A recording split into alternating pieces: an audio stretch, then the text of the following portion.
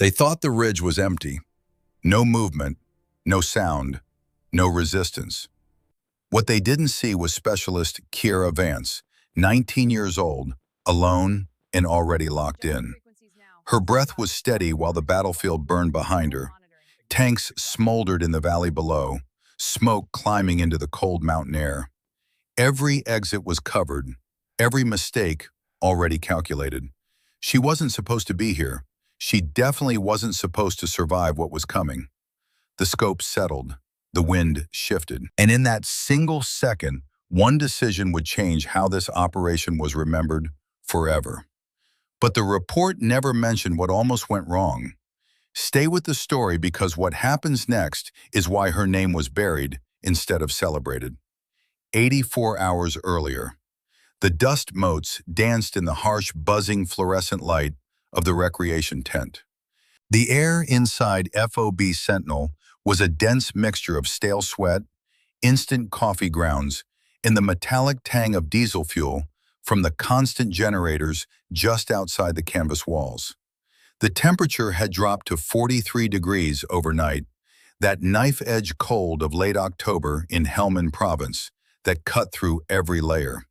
Specialist Kiera Vance sat on a hard plastic chair, her posture ramrod straight, trying to make herself as small and invisible as the fine grit that coated every surface in this place. The texture of the plastic seat was rough beneath her worn fatigues. Around her, 22 Marines shifted and muttered, their voices a low, rumbling tide of frustration and exhaustion. They were all focused on the front of the tent where Staff Sergeant Dalton Brennan stood beside a tactical map. His face seemed permanently set in hard lines, carved deeper by 18 months of carrying a particular kind of grief. He was wrapping up the mission brief for tomorrow's forward operation, his voice carrying that flat authority of a man who'd stopped expecting good news. The light hum from the overhead bulbs seemed to accentuate the tension in the room. "All right, listen up."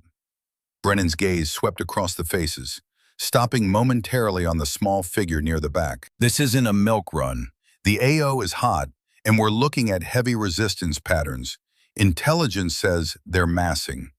He paused, his expression hardening as he looked directly at Kiera. "Which means every man needs to pull his weight. No liabilities." A few chuckles rippled through the gathered soldiers. Brennan's gaze lingered on Kiera, heavy with dismissal, the kind that didn't need words to communicate exactly what he thought. "Vance, you're on RTO duty. Stay back at the wire, monitor the net, stay out of the way." His words weren't just orders. They were an insult delivered with the clear insinuation that she was a coward, too soft for the real fight, too small to matter when the bullets started flying. A Marine named Private First Class Reed Whitmore, sitting near the front, let out a loud, derisive snort. The sound echoed off the canvas, mixing with the distant thrum of a helicopter rotor spinning up on the far side of the compound. Kiera's jaw tightened imperceptibly, a subtle micro-expression that only she felt. She forced her eyes down to the stack of communications manuals on the makeshift plywood table in front of her. The rough canvas wall behind her felt stiff and dry against her back, smelling faintly of mildew and sand. Her heart hammered a quiet, rebellious rhythm against her ribs. She was used to the judgment, the easy dismissal based on her size, and the quiet nature she'd carefully cultivated. But it still stung like sand in an open wound, that particular kind of pain that came from being invisible for all the wrong reasons. Real stories, real courage, these are the moments that define us. Specialist Kiera Vance was 19 years old, an age where most of her peers back home in rural Georgia were navigating community college classrooms and weekend jobs at the Piggly Wiggly. Here, 7,000 miles away in the unforgiving landscape of Afghanistan, she was navigating a world built for bigger, louder, more imposing figures. Assigned as a radio telephone operator with Delta Company, 1st Battalion, 8th Infantry, her primary duty was to maintain communications and stay alive. something the men around her clearly felt was a generous assignment for someone of her build. At 5'3" and barely 115 pounds of tightly coiled muscle and sinew, she contrasted sharply with the battle-hardened soldiers who filled the tent. Her fatigues, while standard issue, always seemed cleaner than everyone else's, a detail that earned her quiet disdain. They saw fastidiousness, she saw discipline. They saw a quiet, soft-spoken demeanor. She saw the silence of absolute focus. She had a habit, an involuntary tic born of years of practice, of automatically scanning every room she entered. Her eyes would trace invisible lines of sight, identifying choke points, exit routes, and always, always the highest available ground. It was an instinct so deeply ingrained she rarely even thought about it anymore. The men in Delta Company just thought she was nervous, easily spooked. They attributed her constant watchfulness to fear, not experience. Her hands, small and slender, were a contradiction in terms. The palms were smooth, almost soft, but the tips of her fingers and the base of her right thumb had specific, hardened calluses, the kind formed from thousands of hours of delicate interaction with a single-stage trigger and fine adjustments on a parallax dial. They were not the rough, shredded calluses of a heavy machine gunner or a combat engineer. She kept them hidden in her pockets most of the time. No one noticed. Or if they did, they didn't care enough to ask questions. Inside her head, the internal monologue was a fortress she rarely allowed anyone near. She had one ally in the company, Corporal Flynn Mackenzie, a kind-eyed communications specialist with a faint Scottish burr in his voice, and a family history that traced back to immigrant grandparents in Boston. He treated her with basic human respect, which in this environment felt like genuine kindness. But even Flynn didn't know the truth of her past. She had wiped the slate clean upon this transfer, burying a previous life under layers of paperwork and deliberate silence.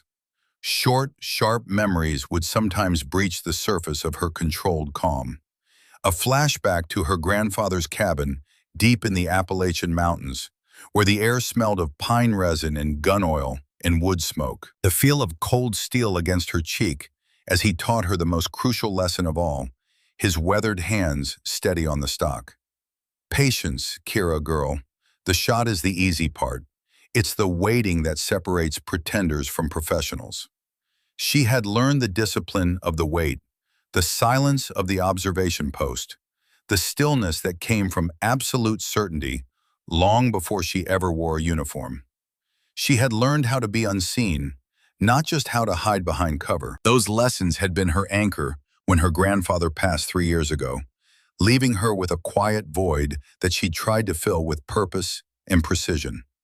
She suppressed these thoughts now, focusing only on the buzzing fluorescent light and the concrete floor beneath her boots. She had only done what was required to blend in here at FOB Sentinel, to get by without drawing attention. She didn't lead the morning runs. She came in just within the time limit, never first, never last. She kept her uniform clean and pressed. She spoke only when spoken to, and even then, only the minimum required. She was a ghost in the machine. And the men around her saw only what they expected to see, an easily dismissed girl who was clearly in over her head. Probably here because of some diversity initiative, definitely not someone who belonged on the front lines. They saw the quiet and mistook it for weakness. They saw her size and assumed an absence of strength. They were about to learn how catastrophically wrong they were. The mess tent incident happened on a Tuesday morning, 3 days before everything changed. Kira was cleaning the spilled coffee from the concrete floor, her hands moving in practiced, efficient motions. The large Marine who had bumped her, Private First Class Reed Whitmore, hadn't even paused to offer a standard apology. He just sneered down at her, his voice carrying easily in the echoing metal building. "Watch where you're going, little girl. You're always in the damn way." A few heads turned. Smirks formed on weathered faces, that casual cruelty that came from boredom and too much time in the same place with the same people. Kira didn't look up. She simply finished cleaning the mess, wrung out the rag into a bucket, and moved on. The easy judgment rolling off her back like water off a duck, at least on the surface. Inside, though, it simmered. She thought of her grandfather's words again, spoken on a cold November morning when she was 14 and furious at a teacher who dismissed her. Patience in the face of the storm, Kira. Let them underestimate you. It's the only advantage small people get, and it's a bigger advantage than they'll ever understand. But this wasn't a hunt in the Georgia mountains. This was survival among people who were supposed to be her own. Later that week, a different kind of confrontation flared in the humid interior of an up-armored Humvee during a convoy briefing. The air felt thick, oppressive, the breathing of 6 soldiers heavy in the confined space. The smell of sweat and gun oil and the chemical tang of CLP mixed into something almost suffocating. Kira sat in the back, the RTO gear humming softly beside her hip. The standard patrol route involved crossing a valley that had recent reports of sporadic communications jamming, the kind of sophisticated interference that suggested organized opposition rather than random insurgents. Staff Sergeant Brennan was going over the primary communications plan, his finger tracing the route on a laminated map. "We hit the valley floor, we go to Channel Alpha," he instructed, his tone allowing no questions. "Standard protocol. It's worked for 6 months." Kira spoke up softly, a rare break in her carefully maintained silence. "Staff Sergeant, I picked up some chatter on the net last night." Her voice was quiet but clear. "They were discussing localized jamming equipment near the eastern ridgeline. Maybe we should prep Channel Bravo as the primary backup, not secondary." The Humvee went silent for a moment, the only sound the idle of the diesel engine vibrating through the frame. Brennan turned his head slightly, giving her a look of pure, patronizing dismissal, the kind reserved for children who speak out of turn. "Specialist Vance, stick to the operations manual. Alpha has worked fine for half a year. We don't need your improvising based on chatter you probably misunderstood." The other soldiers shifted uncomfortably, suddenly very interested in their weapons or their boots, avoiding eye contact with either of them. Kira immediately retracted, a quiet acceptance settling over her posture like a familiar coat. "Yes, Staff Sergeant." The conversation moved on. The decision was made. Later that day, when the convoy hit the valley floor, communications failed completely. The primary net was dead air, just static and the occasional burst of fragmented noise. It was chaos for almost 4 minutes until the secondary channel was hastily activated, exactly the frequency Kira had suggested. The communication issues were precisely where she had predicted, centered around the eastern ridgeline. No one mentioned her suggestion afterward, but a few glances were exchanged in the Humvee on the return trip, quick looks that said more than words. The silence was heavy with unspoken thoughts, with the beginning of doubt about assumptions they'd held as certainties. The physical training ground offered the third and perhaps most frequent opportunity for casual judgment. Kira pushed herself during the mandatory morning runs, but never to the front of the pack. She always finished within the required time limit, her lungs burning, her legs heavy, but never with enough margin to draw attention. She didn't want anyone looking too closely at her actual physical capabilities. After one particularly grueling 6-mile run in full kit, Reed Whitmore loped up beside her as they approached the finish line, barely winded despite the weight and the pace. "Barely made it again, Vance," he said with a smirk, his voice loud enough for others to hear. "Guess some of us are just built for office work, huh?" She kept her pace steady, focusing on the rough texture of the gravel path under her boots and the metallic smell of morning dew mixing with sweat and dust. She kept her eyes forward, her breathing controlled despite the burn. Inside, she calculated the effort it took to hold back, to not show the endurance that had been forged in much harsher conditions than a morning run in Afghanistan. What would you have done in that moment? When the insults kept coming, when the dismissal felt like a weight on your chest, when every day required swallowing your pride just to maintain the cover you'd built. Kira absorbed them all, building a wall of quiet indifference around herself. It was her armor, thicker than any Kevlar vest, more reliable than any weapon. During a routine gear check in the armory, another layer of doubt surfaced, casual and cutting. The smell of gun oil and metal hung heavy in the air, the sound of tools clicking as soldiers inspected their equipment. The armory was one of the few solid structures on the FOB, concrete walls and fluorescent lights that buzzed with a frequency that set teeth on edge. Kira was tying down a radio pack with a series of precise knots, her fingers moving with an efficiency that came from pure muscle memory, each movement economical and exact. One of the older specialists, a guy named Daniels with a weathered face and 20 years in, leaned over to watch. "That's overkill, Vance. You tying that thing for a parade inspection or something?" His tone was light, almost friendly, but the underlying message was clear. No one's grading you on fancy knots out here. Function over form. The group around them chuckled softly, the sound echoing off the metal racks that lined the walls. Kira finished the knot without a word, testing its hold with a subtle tug that confirmed it would hold under far more stress than anything a parade ground would demand. Internally, she recalled the ropes course from selection, where a loose knot could mean failure or worse, where the instructors would cut your line without warning just to see if you tied it properly. She let the comments slide off her, packing her gear away with the same methodical care. The armory felt smaller then, the weight of their casual dismissal pressing in from all sides. But she endured. Visibility wasn't her ally. Not yet. The true cost of being perpetually underestimated was the constant internal battle, the exhausting effort of maintaining two separate realities. She used her thoughts and sensory memories to expand her world beyond the small, judgmental confines of Delta Company. Each dismissal was a reminder of why she had chosen silence over revelation. A small, tightly folded challenge coin remained tucked deep within a secure pocket of her duffel bag, a secret memento never displayed.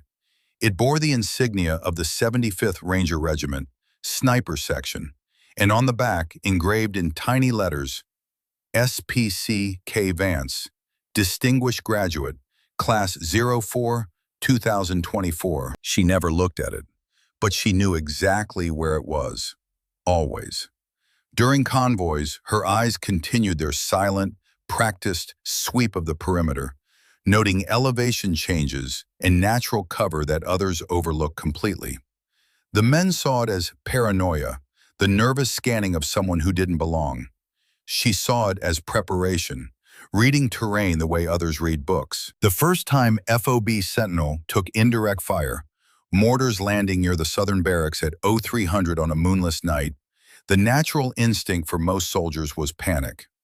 The air filled with the sharp, acrid smell of high explosives, the ground shaking underfoot, the terrible whistle-crump rhythm of incoming rounds. While other junior enlisted flinched and scrambled for the nearest bunker, Kira calmly located the direction of the fire based on sound, identified the most solid piece of cover near her position, and waited, tracking the rhythm of the impacts with the detached precision of someone who'd done this before. They thought she was in shock, frozen in place by fear, but inside her mind was mapping trajectories, estimating range based on the whistle pitch and the delay between launch sound and impact. It was a skill honed in colder, more isolated training ranges, far from this desert heat. The smell of cordite lingered long after the all clear, triggering a memory she pushed down hard. A different kind of range, where failure wasn't an option, and the cost of mistakes was measured in ways that left scars you couldn't see. She shook it off, helping a shaken private to his feet without fanfare, without drawing attention to her own calm. Her stillness was her shield. But it invited more whispers, more assumptions, more certainty that she didn't belong. During a quiet moment in the barracks, as the fluorescent lights flickered and the distant generator hummed its eternal diesel song, Corporal Flynn Mackenzie sat beside her on the edge of a cot. He'd noticed her tracing a faint scar on her right hand, a thin white line that ran along the webbing between thumb and forefinger. It was old, long-heeled, but distinct. "What's that from, Vance?"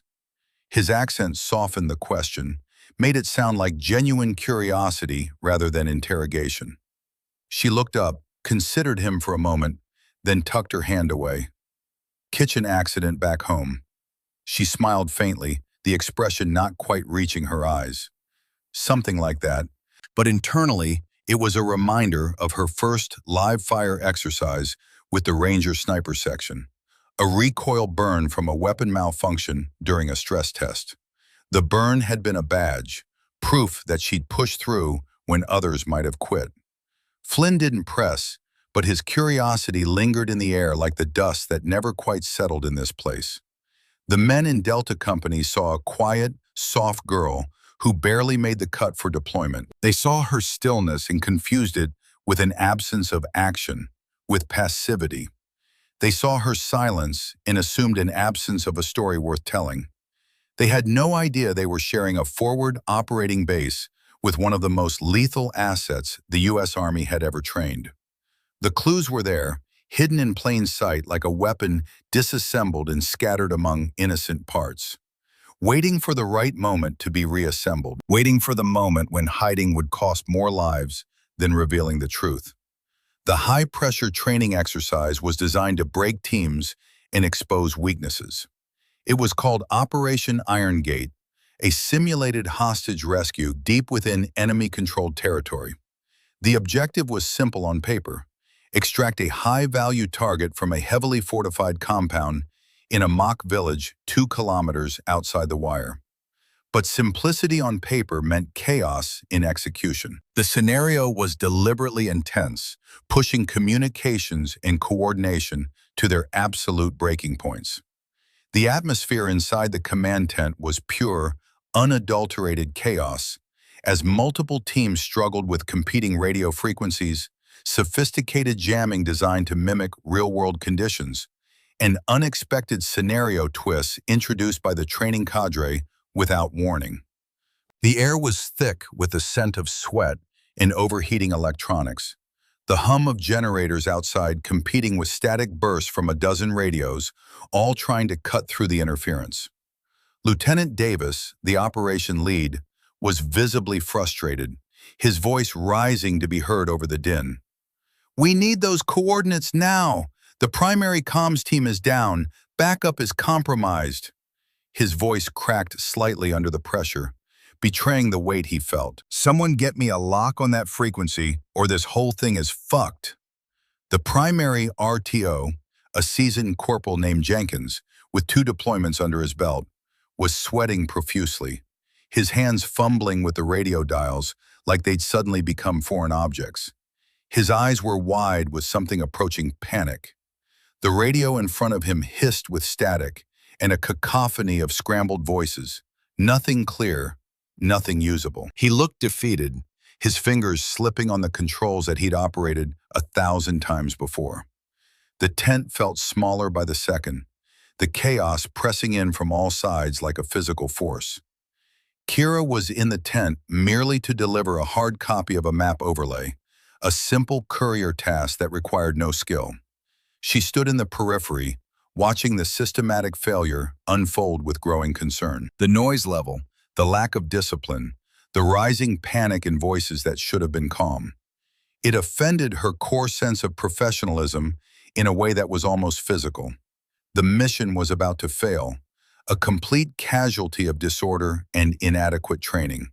And while this was just an exercise, she knew that in 6 weeks or 6 months, this same chaos could cost real lives. She felt a familiar sensation settle over her, that cold detachment that had carried her through Ranger selection, through live-fire exercises where instructors deliberately created chaos to see who would break and who would become calmer under pressure.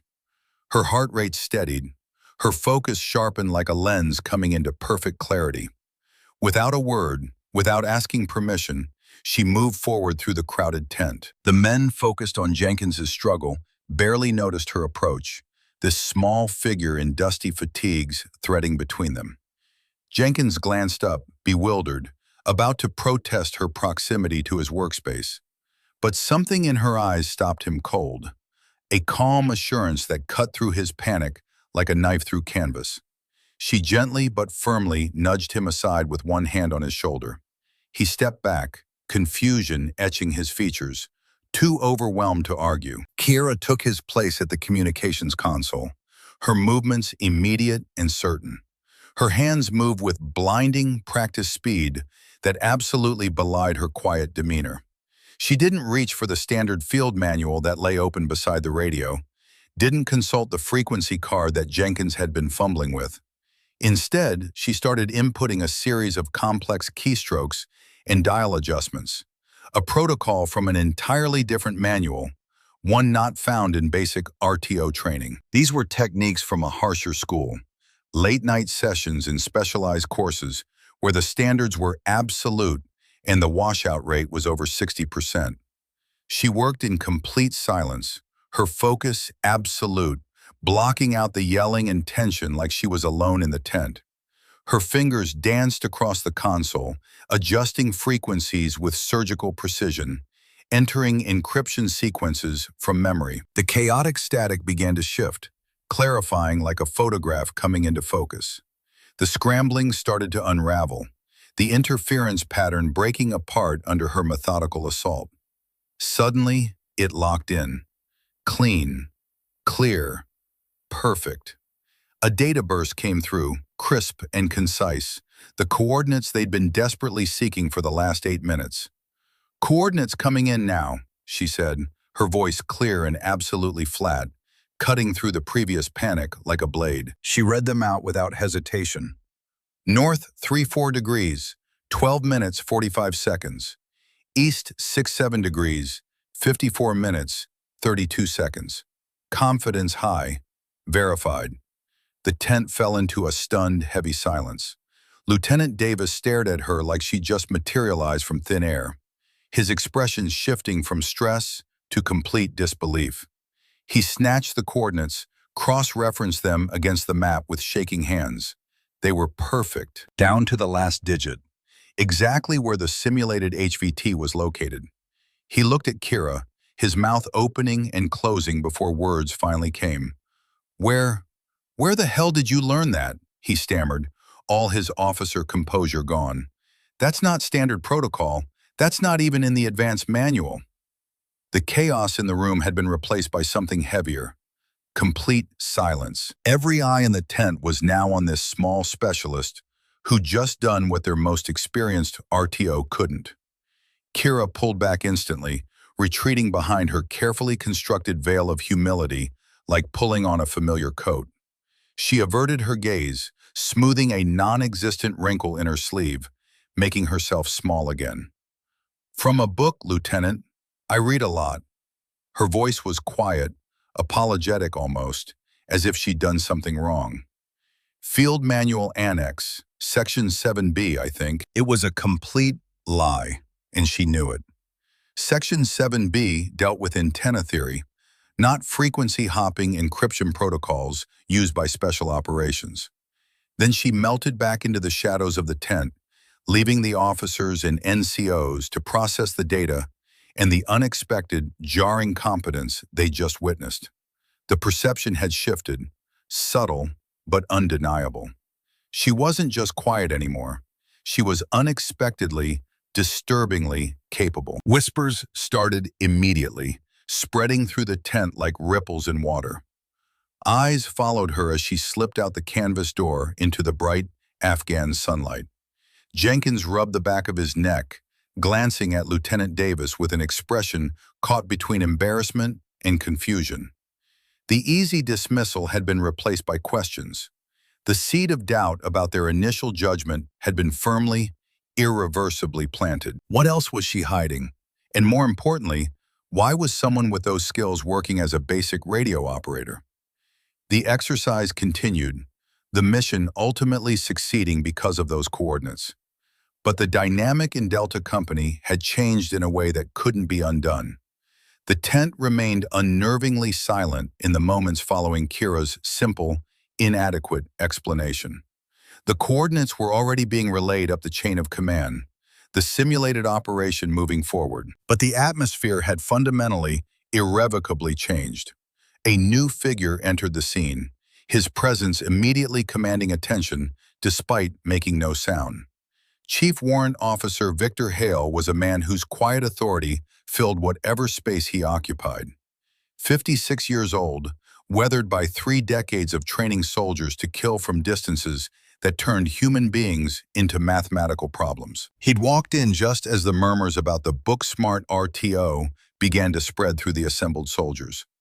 He stopped near the radio console, his eyes scanning the equipment, the settings, the frequency display. Then his gaze settled on Kira Vance. She was attempting to busy herself by rolling up the map overlay she'd originally delivered, keeping her head down, trying desperately to disappear again into that comfortable invisibility. Chief Hale tilted his head slightly, his expression unreadable but his eyes sharp, assessing. It was the look of someone matching a face to a legend they'd heard whispered in certain circles.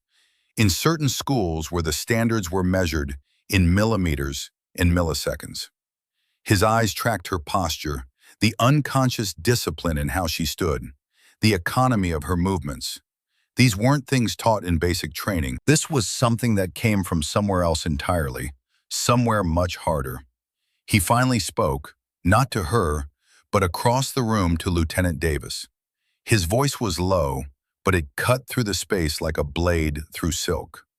Specialist Kira Vance, former surveillance and target acquisition, 75th Ranger Regiment, Sniper Section. The words hung in the air like a grenade with the pin pulled. Specialist, Kira, Vance, Ranger Regiment, Sniper. Each word landed with the force of physical impact. The casual arrogance that had filled the space for weeks evaporated like water on hot steel. The air suddenly felt still, charged with the electricity of revelation. The 75th Ranger Regiment, Sniper Section. Those weren't just words, they were a standard, a brutal selection process that broke strong men and sent them home.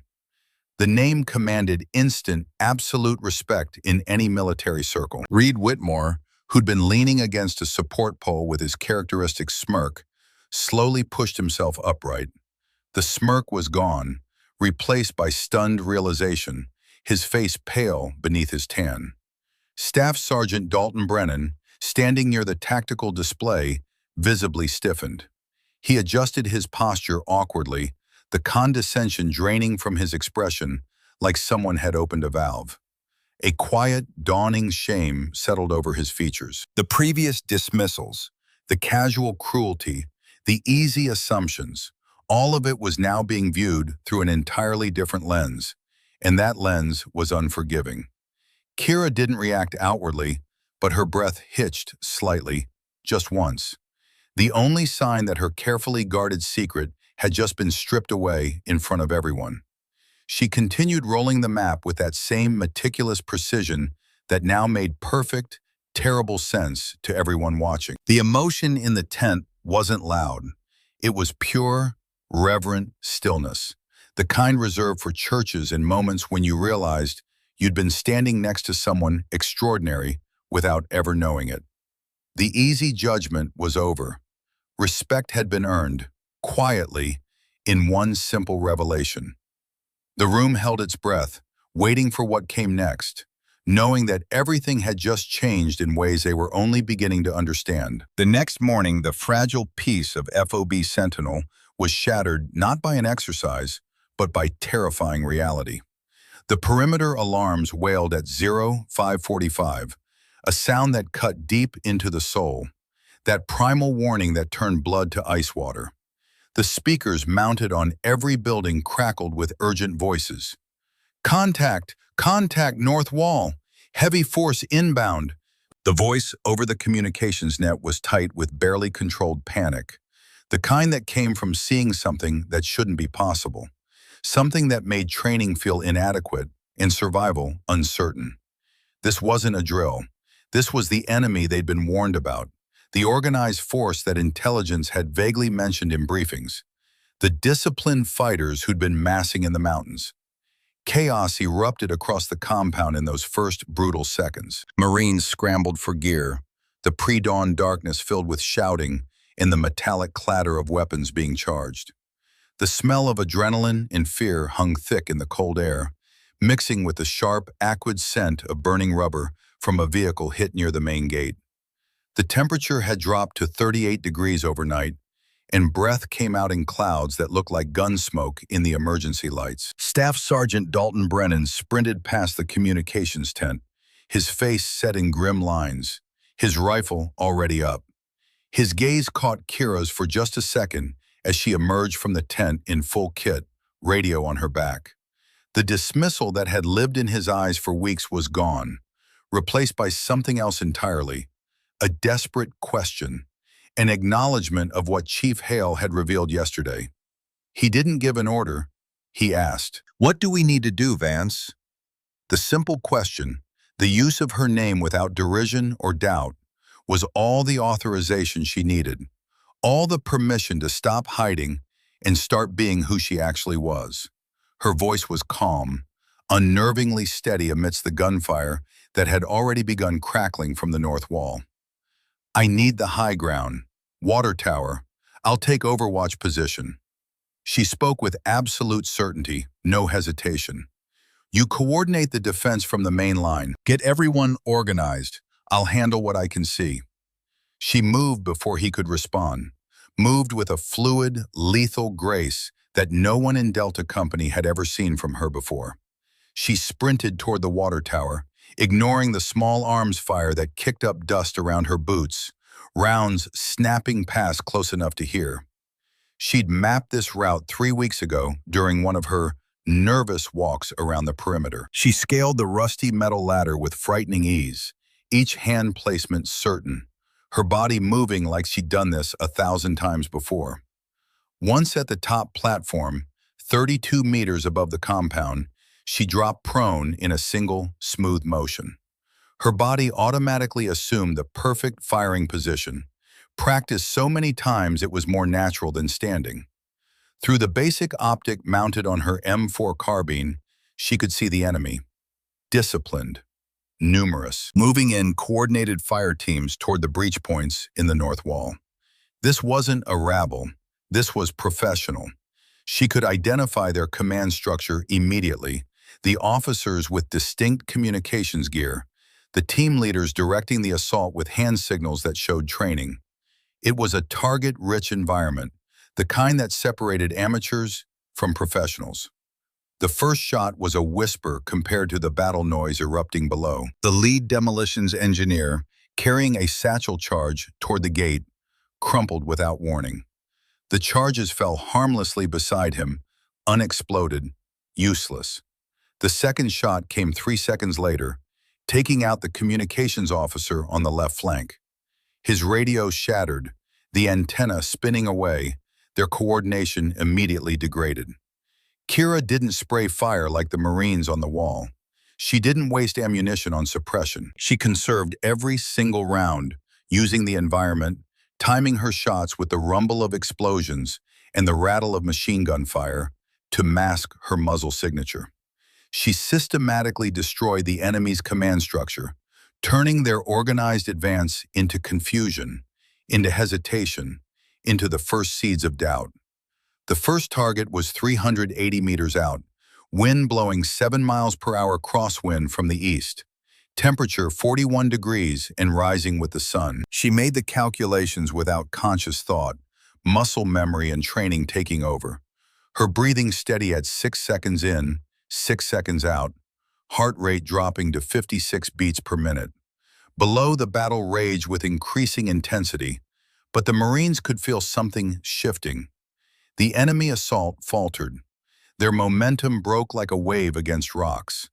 They were being systematically dismantled by precision fire from an unknown position, and it was breaking their will faster than any artillery barrage could. As the sun broke over the mountains, painting the sky in streaks of orange and gray, the enemy began to retreat, dragging their wounded, leaving their dead.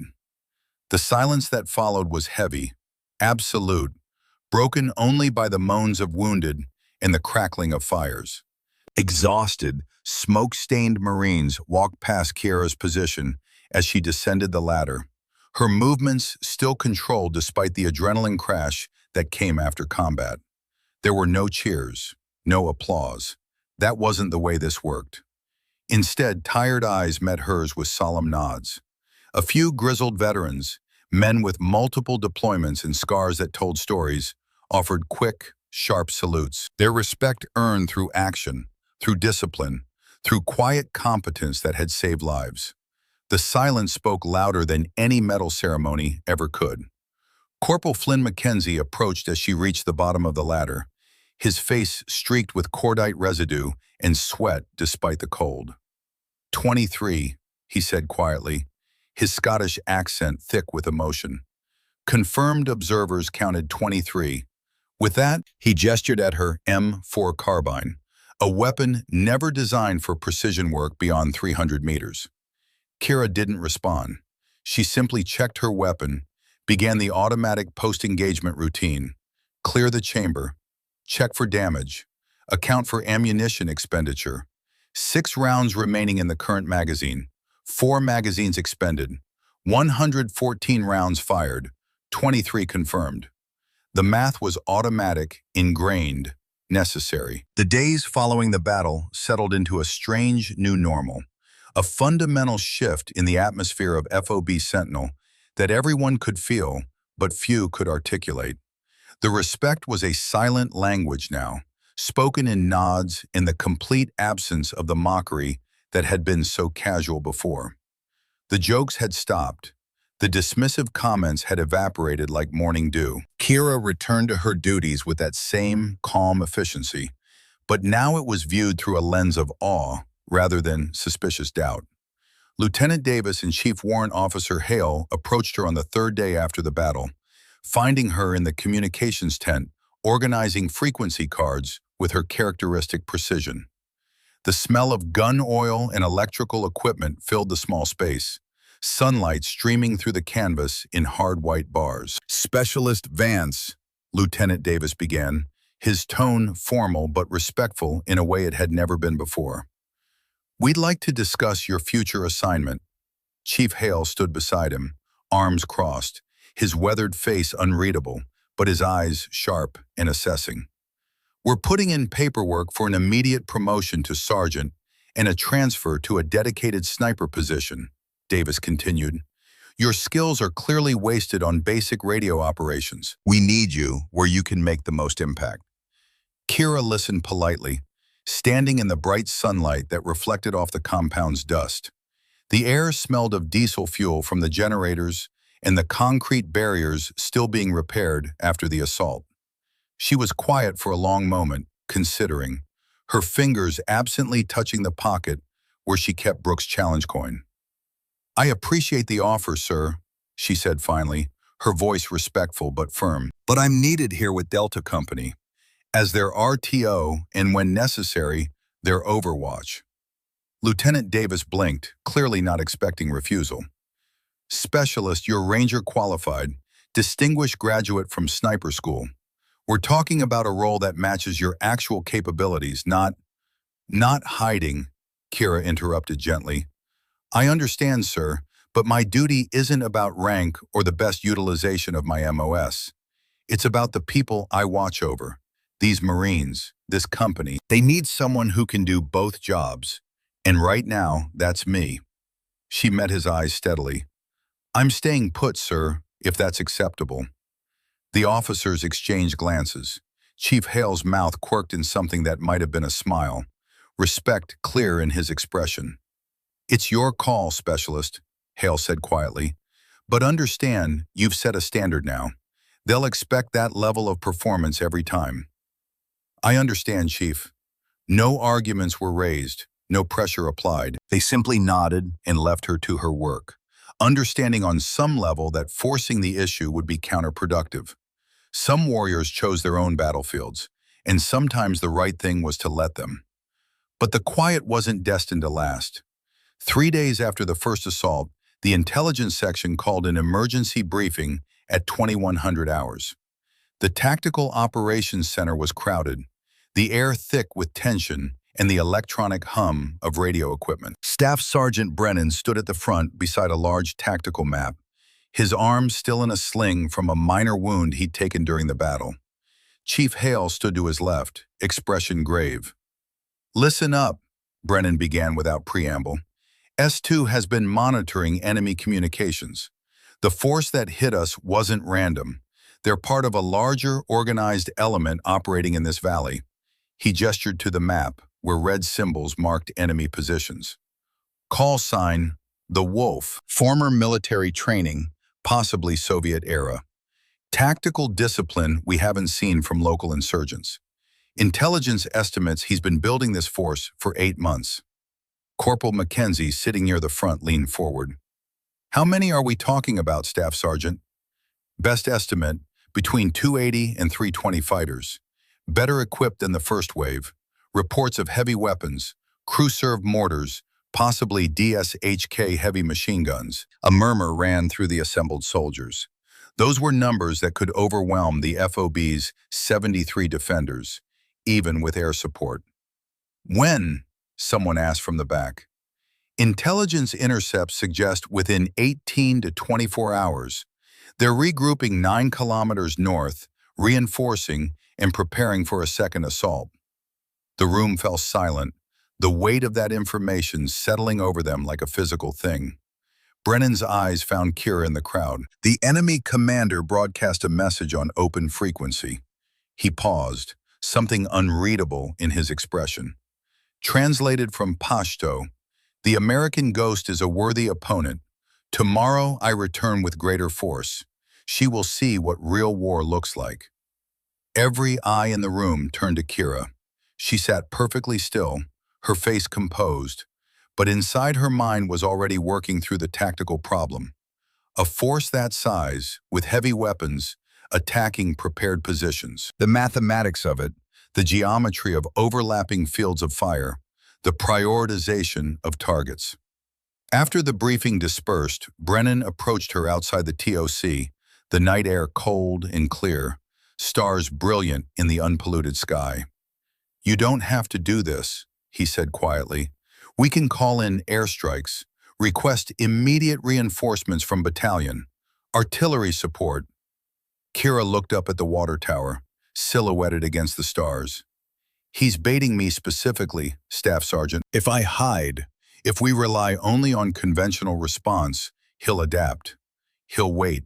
He'll come back when we're weaker, when we've rotated out, when someone else is standing this post." She turned to face him. "This needs to end. Tomorrow. Decisively." Brennan studied her face, seeing something of his son in her eyes, that same absolute certainty that came from knowing your purpose. "What do you need?" "My rifle," she said simply. "My actual rifle.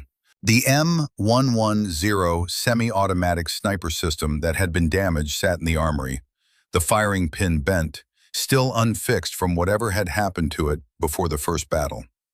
Brennan had heard rumors, whispers about sabotage, but nothing confirmed. "Consider it done. Anything else?" "Multiple positions. I can't stay static if they're bringing heavy weapons. I'll need 3 prepared hides, ability to move between them." Brennan nodded, already thinking through the logistics. "And Staff Sergeant?" Kira's voice was softer now. "I'll need Mackenzie on communications intercept, and Whitmore on spotting scope if he's willing." Brennan's eyebrows rose. "Whitmore? After what he—" He stopped himself. "Everyone deserves a chance to be better than their worst moment," Kira said quietly. "He saved lives during the first assault, even if he doesn't know it yet. I'd rather have him where I can see him, contributing, than eaten alive by his own guilt." It was perhaps the most she'd said about her philosophy, her worldview, in all the weeks she'd been at FOB Sentinel. Brennan nodded slowly. "I'll make it happen." The armory at 0100 hours was quiet, except for the hum of a single fluorescent light and the distant generator. Kira sat at a workbench, the disassembled M110 laid out in front of her with the precision of a surgical kit. The firing pin was indeed bent, a deliberate stress applied at exactly the right point to make it look like wear rather than sabotage. She'd known immediately when she discovered it, 3 hours before the first battle, had known exactly who was responsible, but there had been no time for accusations or anger, only adaptation. Now she replaced the pin with a new one from the armory stock, her fingers moving with practiced certainty. Reassembly, function check, the satisfying click of metal on metal, the smooth action of the bolt.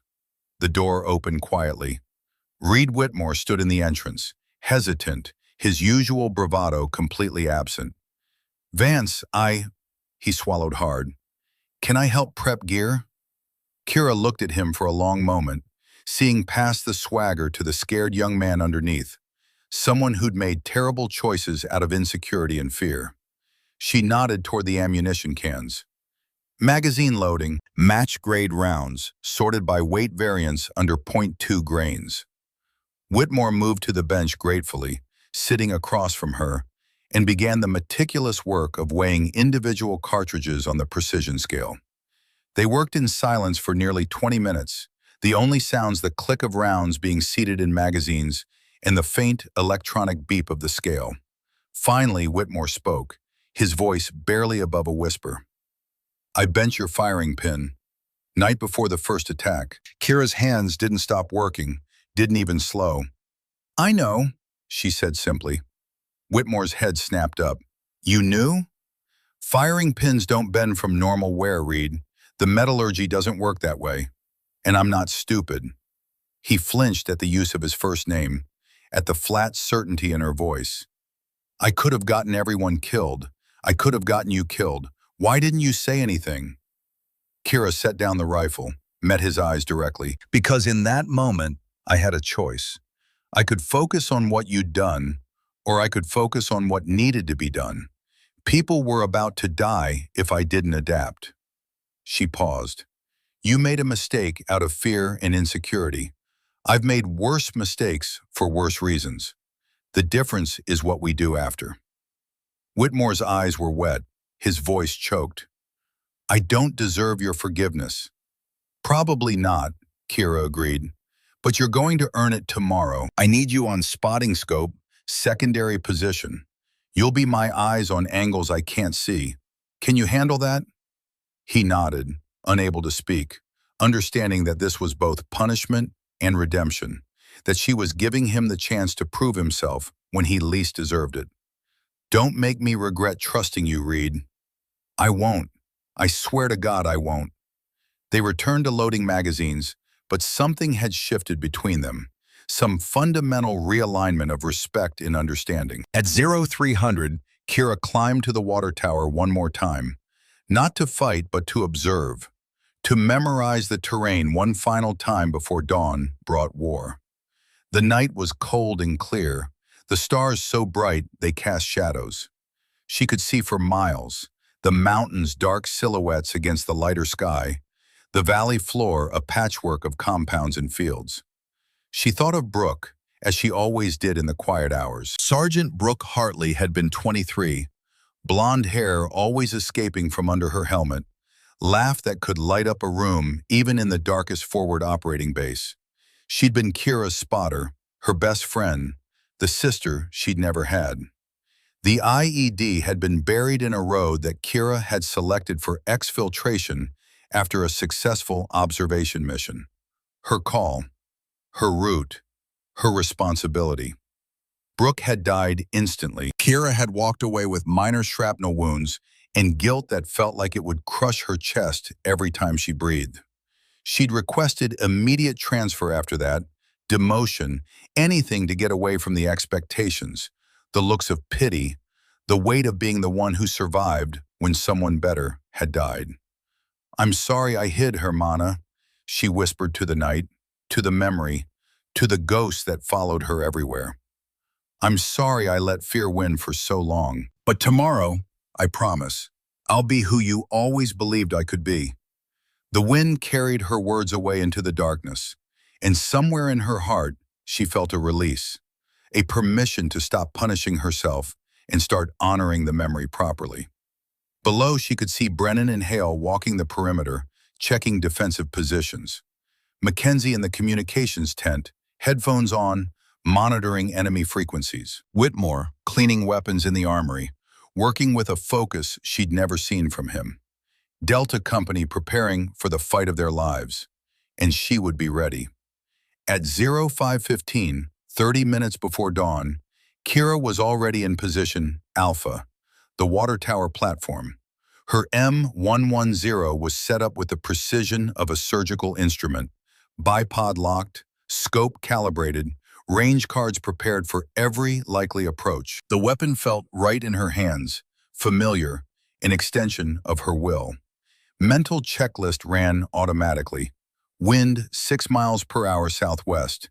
Temperature 49 degrees and rising. Humidity 28%. Barometric pressure steady. 3 magazines of match-grade ammunition, 20 rounds each, plus her M4 carbine as backup. Whitmore was in position Bravo, a reinforced rooftop hide with overlapping view of the eastern approach. His voice came through the radio, nervous but controlled. Bravo set. I have good visibility on sectors 2 and 3. Copy Bravo, Kira responded. Maintain radio discipline. Call out only priority targets or threats I can't see. Roger. Mackenzie was in the communications tent, monitoring the enemy frequencies with sophisticated intercept equipment that had arrived with Chief Hale. Ghost, be advised, picking up increased radio traffic. Sounds like final coordination. Multiple call signs, checking in. Copy, estimate time to contact. Based on movement patterns and last known positions, 15 to 20 minutes. Brennan's voice came over the command net, steady and calm. All positions, this is Sentinel 6. Hold fire until Overwatch engages or until they breach the wire. Conserve ammunition. Make every shot count. Overwatch has tactical control of the engagement. There were no protests, no questions, just acknowledgments from positions around the perimeter. The sun broke the horizon at 0542, golden light streaming across the valley, throwing long shadows from the mountains. And with the light came the enemy. Kira saw them through her scope, movement in the pre-dawn gray, professional fire teams advancing with discipline and tactical awareness. This wasn't the same force as 3 days ago. These fighters moved better, covered each other better, used terrain more effectively. The Wolf had learned from the first assault. They were attacking from 3 directions simultaneously. North Wall was clearly the main effort, with the heaviest concentration of fighters. East Wall was a supporting attack. South Wall looked like a feint, designed to pull defenders away from the primary breach points. Kira's mind processed the tactical picture in seconds, identifying priorities, calculating ranges, assessing threats. All stations, enemy contact imminent. Main effort North Wall, supporting attack east, feint south. Do not overcommit to the feint. Her voice was calm, professional, the voice of someone who'd done this before under far worse conditions. The first shots came from the enemy, small arms fire raking the north wall. Marines returned fire, controlled bursts, discipline holding. Kira identified her first target. DSHK Heavy Machine Gun Team, setting up 680 meters out, capable of shredding the defenses if it got into action. 680 meters distant, wind pushing 5 miles per hour from the southwest, temperature climbing to 51 degrees. Target crew stationary, assembling their weapon on a tripod mount. Breath in, breath out, natural respiratory pause, crosshair settled, gentle pressure on trigger. The rifle bucked, the suppressor reducing but not eliminating the signature crack. Through the scope, she saw the gunner collapse. Immediate follow-up shot, 3 seconds later. Assistant gunner down before he could take over the weapon. The DSHK sat silent, useless, 2 bodies sprawled around it. Good hits, good hits. Whitmore's voice, excited despite the situation. Second gun team moving into position, eastern approach, you're 11 o'clock. Kira shifted, acquired the new target, 520 meters out. The angle was different, wind coming from a slightly different direction. Adjustments calculated automatically, unconsciously. 2 more shots. 2 more threats eliminated before they could bring devastating firepower to bear. The enemy mortar team was her next priority. The crew setting up behind a low ridge 700 meters north. If they got rounds in the air, the FOB's limited cover would mean casualties. Mackenzie, can you get counter battery on the mortar position? Working it. Give me 30 seconds. Kira didn't have 30 seconds. The crew was already dropping rounds down the tube. She fired. The crew chief dropped. Second shot, ammunition bearer. Third shot, gunner. The mortar fell silent before the first round had even impacted, somewhere harmlessly in the empty desert south of the compound. "Belay counter battery," she transmitted. "Threat neutralized." But the enemy wasn't relenting. Through her scope, Kira saw something that made her blood run cold. Brennan was leading a counterattack. 14 Marines moving in disciplined formation toward a breach in the north wall where enemy fighters were attempting to plant explosives. It was the right tactical decision, the only way to prevent a catastrophic breach. But it put him in the open, exposed. "Staff Sergeant, negative," Kira transmitted urgently. "You're in the open. Too many angles. I can't cover." "Ghost, we don't have a choice. North wall is about to collapse. We hold here or lose the FOB. Brennan's voice was calm, accepting. "Do your job. I'll do mine." She wanted to argue, wanted to order him back, but he was right. The mathematics were brutal and simple. Then she saw it. 600 meters northeast, the enemy sniper. The same one who'd been hunting her. He'd shifted targets, recognizing the greater value. His barrel was swinging toward Brennan's exposed position. Kira ran the calculations in microseconds. Distance to enemy sniper, 590 meters. His distance to Brennan, 280 meters. Her bullet flight time at that range, 0.73 seconds. His bullet flight time, 0.38 seconds. She couldn't beat his shot. Physics wouldn't allow it. The enemy sniper was lining up a kill shot, center mass. Brennan would be dead before her round arrived. Unless. The thought hit her like a physical blow, terrible and perfect. She could shoot Brennan first, non-lethal, drop him before the enemy's kill shot arrived. It was insane, shooting her own commander, court-martial offense, career-ending, but he would be alive. Her crosshairs found Brennan, 430 meters, moving target. She'd have to lead him, account for his movement, pick exactly the right impact point. Left shoulder, away from heart, lungs, major arteries. Enough impact to drop him immediately. Margin of error. 3 inches either direction meant death. She had perhaps 2 seconds before the enemy sniper fired. "Forgive me, Jonas," she whispered to the ghost of Brennan's son. "I can't lose your father too." Breath in, breath out. Natural respiratory pause.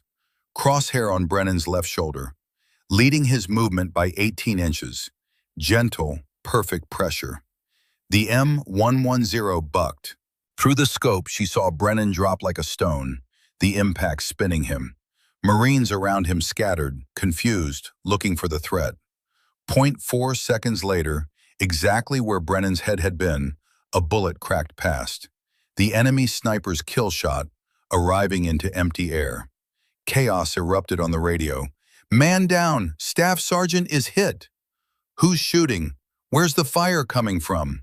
Kira didn't pause. She shifted aim to the enemy sniper, saw him still in position, probably confused about why his target had dropped early. She fired 3 times in rapid succession. The third round found him. The counter-sniper threat was eliminated. "All stations, this is Overwatch."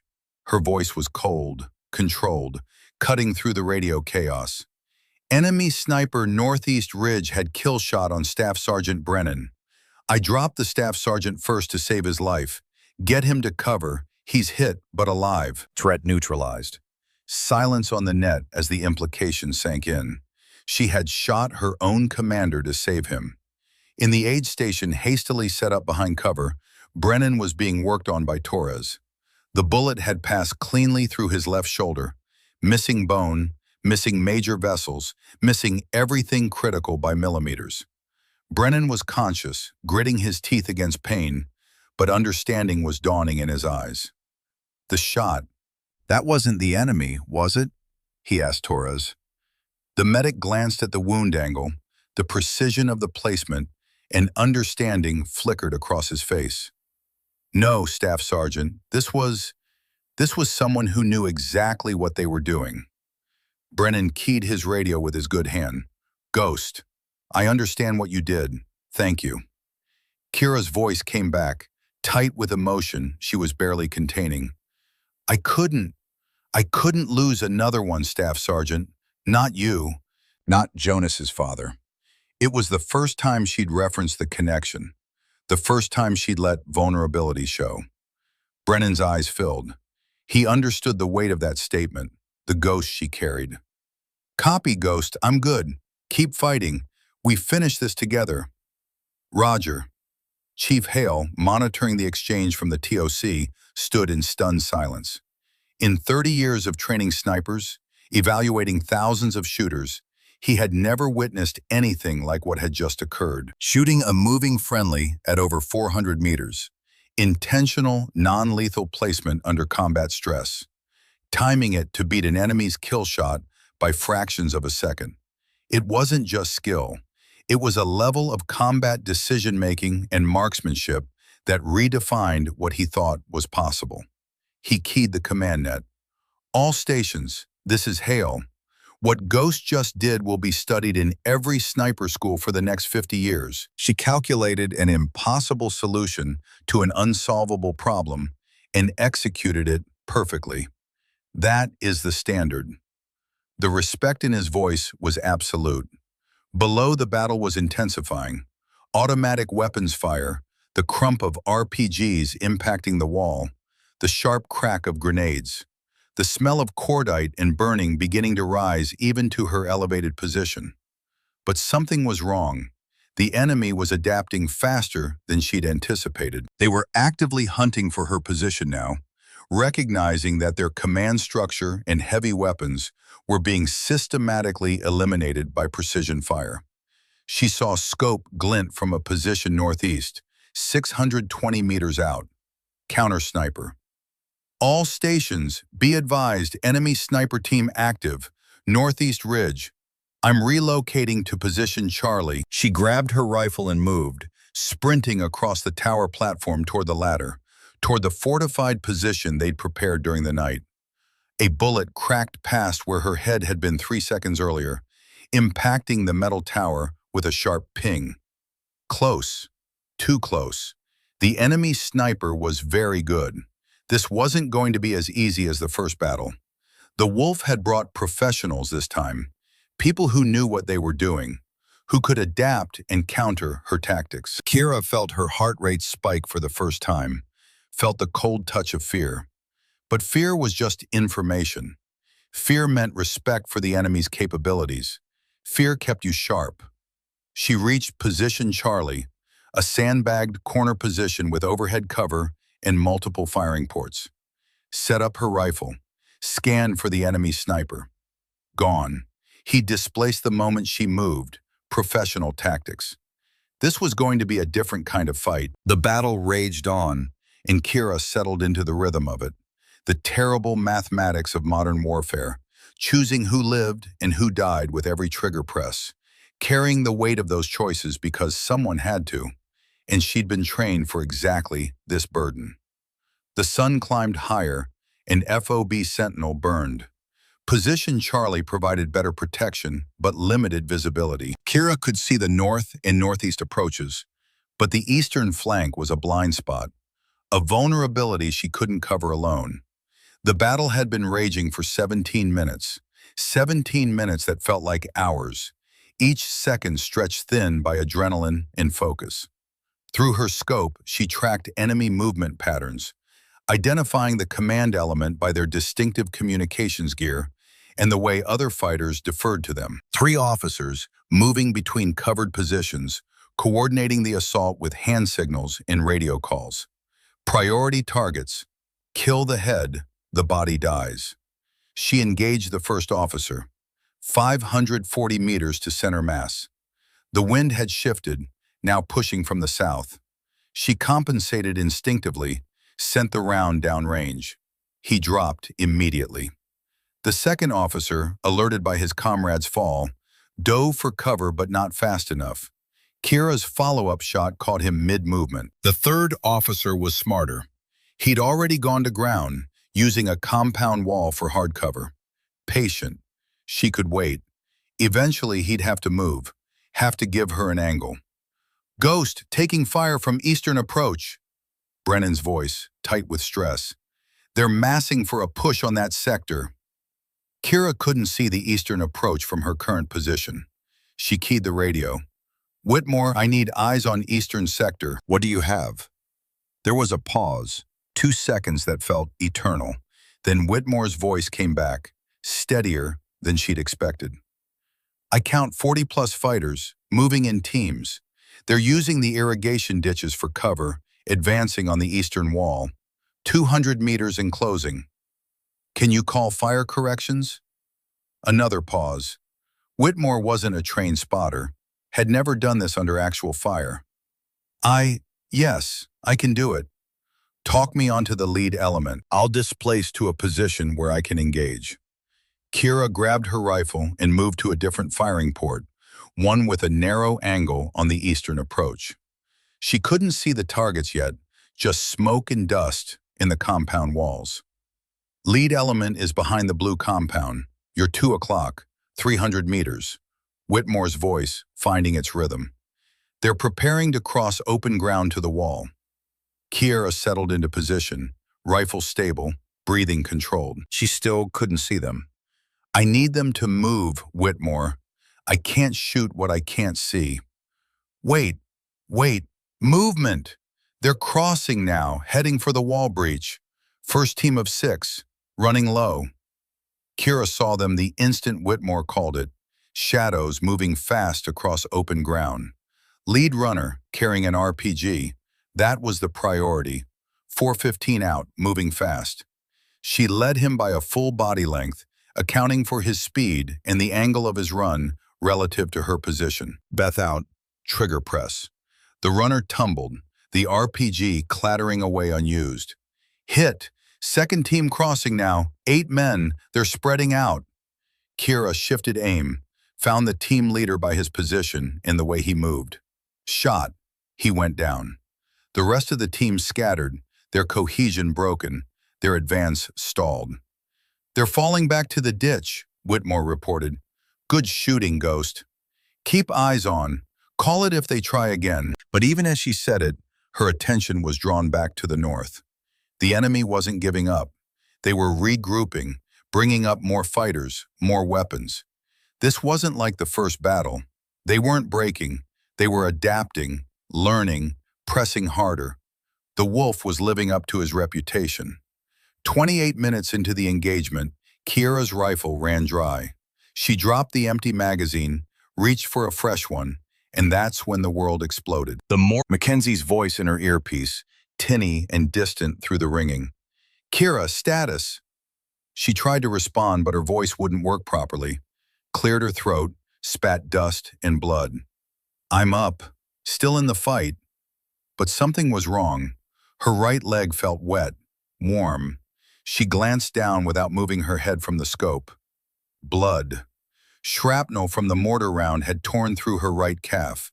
The fabric of her fatigues shredded, blood spreading dark against the tan material. The pain hadn't registered yet, blocked by adrenaline and training, but she could see the damage.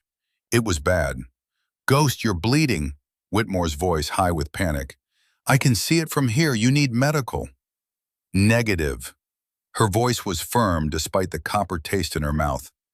North wall is about to break. I'm the only one with the angle on their staging area. She reached down with her left hand, still keeping her right hand on the rifle, and pulled a tourniquet from her kit. Apply 80, maybe 90 fighters, grouping behind a low wall, preparing to rush the north wall where the defenses were weakest after 20-plus minutes of sustained fire. If they breached there, FOB Sentinel would be overrun. Simple mathematics. 73 defenders couldn't hold against those numbers in close quarters. All units, danger close fire mission, she transmitted, her voice steadier than she felt. Heavy concentration north wall staging area. I'm engaging now. She began firing methodically, ignoring the pain in her leg, ignoring the blood that had pooled around her boot, ignoring everything except the targets in her scope. Team leaders first, officers, anyone with a radio, anyone coordinating the assault. Her world narrowed to the simple rhythm. Acquire target, assess range and wind, breath control, trigger press, observe impact, next target. 4 down, 6 down, 8 down. The enemy assault wavered. Men started looking around for cover instead of preparing to advance. The momentum she'd been watching build for the last 5 minutes began to dissipate like smoke. They're pulling back, Brennan's voice, disbelieving. North wall, enemy is withdrawing. Kira saw it through her scope. The wolf had made the call, recognized that the assault was failing, that his command structure was being destroyed faster than he could replace it, that one wounded soldier in an elevated position was breaking his entire operation. Professional decision. Cut losses and withdraw rather than waste more fighters in a failed assault. She wanted to keep shooting, to punish them for coming here, for making her do this again, for pulling her back into the life she'd tried to leave behind. But they were retreating, no longer an immediate threat. She took her finger off the trigger, forced herself to breathe, to think instead of react. The battle wasn't over, but this phase was. She slumped back against the sandbags, suddenly aware of how much blood she'd lost, how pale her hands looked, how cold she felt despite the rising temperature of the morning.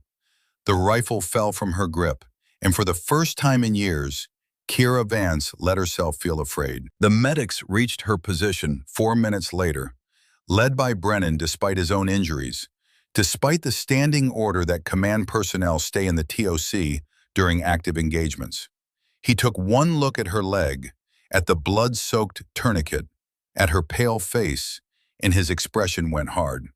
"Corpsman, get me a stretcher, now!" "Did we hold?"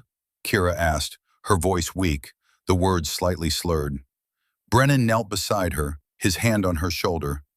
"We held, because of you. Again. Casualties? 2 KIA, 7 wounded. You're the worst of the wounded." He looked at the tourniquet she'd applied one-handed. "You probably saved your own life with this.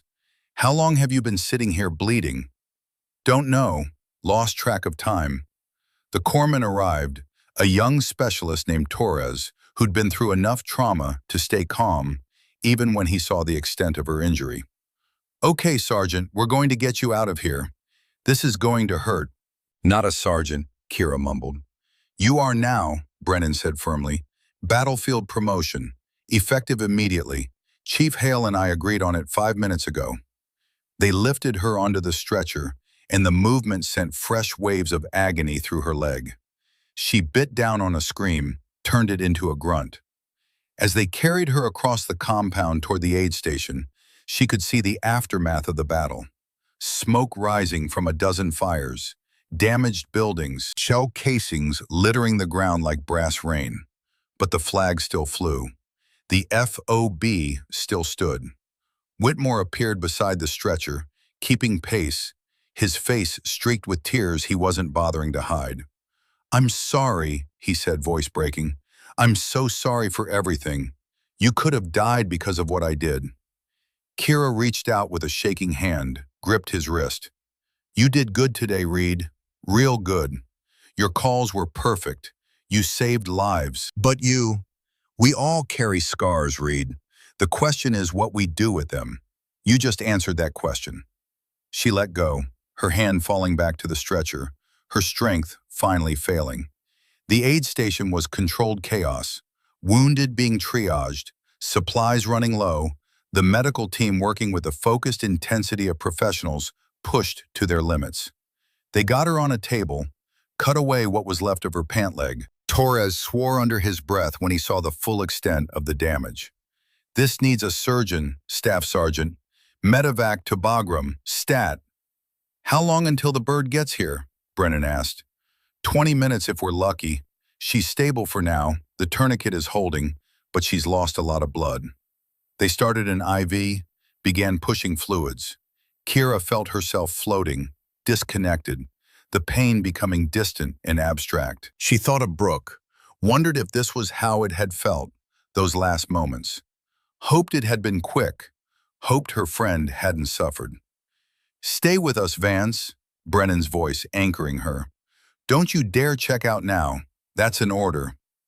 Can't disobey orders, she mumbled, trying to smile. The helicopter arrived 18 minutes later, a Black Hawk with red crosses on the doors, beautiful and terrifying. They loaded her on, strapped her down, and the world became rotor noise and vibration. She looked up at the ceiling of the aircraft, at the medic working over her, checking vitals, adjusting the IV, doing all the things that kept people alive in transit. And then the morphine they'd given her kicked in fully, and the world went soft and dark and quiet. 72 hours later, Kira woke in a hospital bed at Bagram Air Base, her right leg elevated and wrapped in clean, white bandages that seemed impossibly bright after weeks of FOB dust. The room was clean, sterile, smelling of disinfectant and floor wax instead of cordite and diesel. It took her several moments to orient herself, to remember where she was and why. A nurse noticed her stirring, came over with a smile. Welcome back, Sergeant. You gave us a scare. What's the damage? Kira's voice was hoarse, her throat dry. Shrapnel through the gastrocnemius muscle. Missed the major vessels by about 6 millimeters, which is the only reason you still have that leg. Surgery went well. Full recovery expected in 8 to 10 weeks, though you'll need physical therapy. 8 to 10 weeks. It felt like a lifetime. Can I have water? The nurse brought her a cup with a straw, helped her sip slowly. The water was cold and clean and tasted better than anything Kira could remember. Over the next few hours, visitors came in steady rotation. Mackenzie brought books and magazines. Whitmore brought her rifle, cleaned and maintained with obsessive care, though she obviously couldn't take it with her yet. I re-zeroed it, he said quietly, setting it carefully in the corner. Had the armorer double-check my work. It's perfect. Thank you, Reed. It's the least I could do, the absolute least. He didn't stay long, too uncomfortable with hospitals and gratitude and emotions he didn't know how to process. Late in the afternoon, Brennan arrived with Chief Hale, both carrying folders and wearing expressions that mixed concern with something else.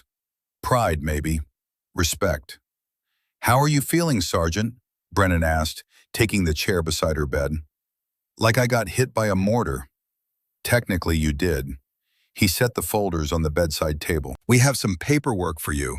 Official business. Kira tried to sit up straighter, winced at the pull in her leg. The promotion to E5 is confirmed. Effective 3 days ago, the date of the battle. Silver Star with Valor device has been approved. Purple Heart for wounds received in action. And Bronze Star with Valor for the first engagement. He opened the first folder, showed her the orders. You don't have to accept the medals if you don't want them. I know some soldiers feel, I'll accept them, Kira said quietly. Not for me, for Brooke. She always said if you earn something, you honor it by accepting it, not by false modesty.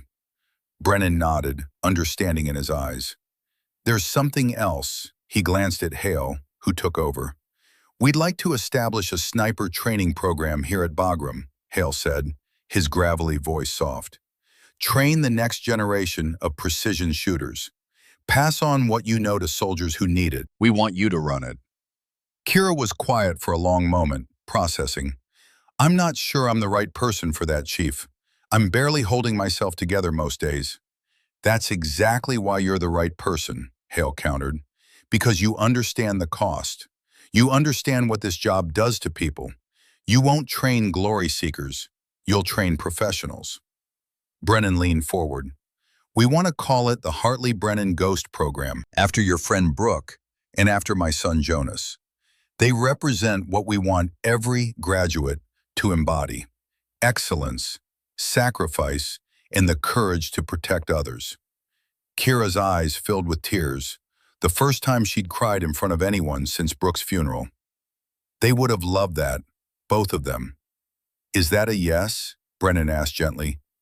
Yes, absolutely yes. On one condition. Name it.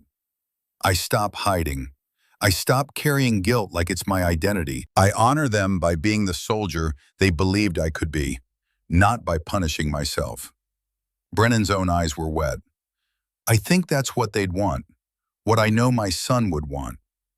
They sat in comfortable silence for a moment, three warriors who understood loss and duty and the strange alchemy that turned pain into purpose. That evening, after the visitors had gone, Whitmore returned, asked quietly if he could speak privately. The nurses left them alone, closing the door. He stood at the foot of her bed, fidgeting, clearly struggling with words. I need to formally apologize, he finally said. Not just for the rifle, but for everything. Every insult, every dismissal, every time I made you feel small. Reed, we've been through this. No, please, let me finish. He took a breath. I sabotaged you because you made me feel inadequate. Every day you were better than me at things that were supposed to be mine. Shooting, discipline, professionalism. And instead of rising to meet that standard, I tried to tear you down. His voice cracked. You could have died because of me. Everyone could have died. And you still gave me a chance to redeem myself. Still trusted me when I least deserved it. Kira studied him, saw genuine remorse, genuine change. What do you want, Reed? I want to be part of your program. When you start training snipers, I want to be a student. I want to learn how to be a professional like you. You want to be a sniper? I want to learn discipline, patience, how to be someone worth respecting instead of someone people tolerate because I'm loud. Kira considered this. The old Reed would never have admitted weakness, would never have asked for help. It's going to be hard, harder than anything you've done. I won't go easy on you just because we have history. I don't want easy. Easy is what made me into someone who sabotages people out of jealousy. I want hard. I want to earn it. Okay, you're in. But Reed, if you wash out, if you quit, there's no shame in it. This isn't for everyone. I won't quit, I promise you that. He left shortly after, walking with a lightness that hadn't been there before, unburdened by confession. The weeks blurred together, physical therapy sessions that were equal parts agony and progress, video calls with battalion command about the training program, curriculum development with Chief Hale, drawing on everything she'd learned in Ranger selection, everything Brooke had taught her, everything her grandfather had passed down. She walked without crutches after 4 weeks, ran a mile after 6, qualified on her rifle again after 7, though her legs still ached in cold weather, and probably always would. The scars, both visible and invisible, would stay with her. But she was learning that scars were just proof of survival. Proof that you'd face something terrible and come through the other side. 6 months later, the Hartley-Brennan Ghost program accepted its first class of 8 students. 5 men, 3 women, all volunteers, all highly motivated. The new sniper range at FOB Sentinel had been built to specification. Long-range lanes stretching to 1,000 meters. Moving target systems. Simulation equipment that could replicate wind and temperature conditions from any environment. A sign at the entrance read, Hartley-Brennan Ghost Program, Excellence Through Discipline. Below it, photos of Sergeant Brooke Hartley and Lieutenant Jonas Brennan, both young and smiling, frozen in time before war took them. Sergeant Kiera Vance, now wearing the rank she'd earned, rather than the rank she'd hidden behind, stood before her first class. Precision shooting isn't about strength, she began, her voice carrying across the range. It's about control. Control of your breath, your mind, and your ego. The rifle doesn't care how big you are, how loud you are, or where you come from. It only cares about your discipline. She demonstrated an 800-meter shot, smooth and controlled, the impact visible through the spotting scopes exactly where she'd called it. The students were silent, awed. One of them, a young woman named Private First Class Davis, raised her hand hesitantly. "Sergeant, do you still get nervous before a shot?" Kira was honest. "Every single time. Fear keeps you sharp. Overconfidence kills. But I've learned that fear isn't weakness. It's information. It tells you that what you're doing matters, that the stakes are real. You use that fear, you don't let it use you."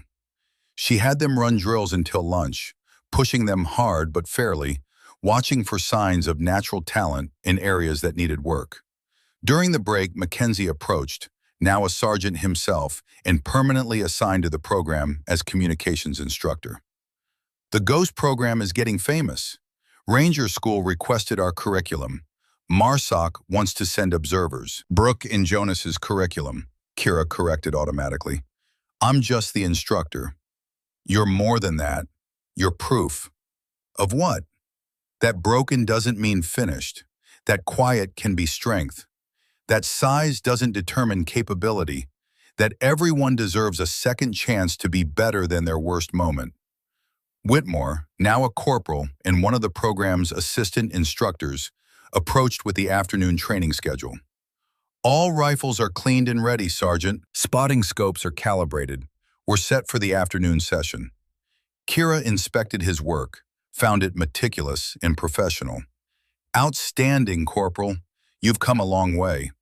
Had a good teacher who believed in second chances," he said quietly, "even when I didn't deserve them." Later that afternoon, First Sergeant Brennan visited, walking the range with his hands clasped behind his back, watching the students work. "They're good," he observed. "You're building something important here." "We're building it," Kira corrected. "This isn't mine. It belongs to everyone who contributed, everyone who believed it was possible."